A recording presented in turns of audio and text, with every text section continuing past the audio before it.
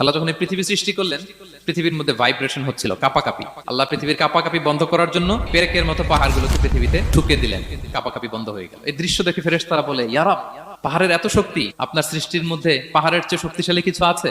আল্লাহ বললেন আছে। সেটা কি? আল্লাহ বললেন সেটা লোহা, কারণ লোহা দিয়ে পাহাড় কাটা যায়, ঠিক কিনা? লোহার কথা শুনে ফেরেশতারা অবাক। ফেরেশতারা প্রশ্ন, তাহলে আপনার সৃষ্টির মধ্যে লোহার চেয়ে শক্তিশালী কিছু আছে? আল্লাহ বললেন আছে। কি সেটা? আন্নার, আগুন। কারণ আগুন লোহাকে কি করে? গলিয়ে ফেলে। ফেরেশতারা শুধু অবাকই হচ্ছে। ফেরেশতারা বলে, আগুনের চেয়ে শক্তিশালী কিছু আছে? আল্লাহ বলে আছে, আলমা, পানি। কারণ আগুনে দাউ দাউ করে জ্বলে ওঠা আগুনের মধ্যে পানি দিলে আগুন অস্তিত্ব হারায়।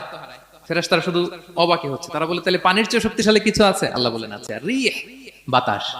কারণ বাতাস পানিকে একদিক থেকে আরেক দিকে নিয়ে যায়। জলের মধ্যে বায়ুর উচ্ছ্বাস লাগলে জলোচ্ছ্বাস তৈরি হয়, ঠিক কিনা? ফেরেশতারা আবার অবাক হয়ে বলে, তাহলে বাতাসের চেয়ে শক্তিশালী কিছু আছে? আল্লাহ বললেন আছে। সেটা কি? বলতেছে বনি আদম, ওই মানুষ শক্তিশালী যে গোপনে দান করে।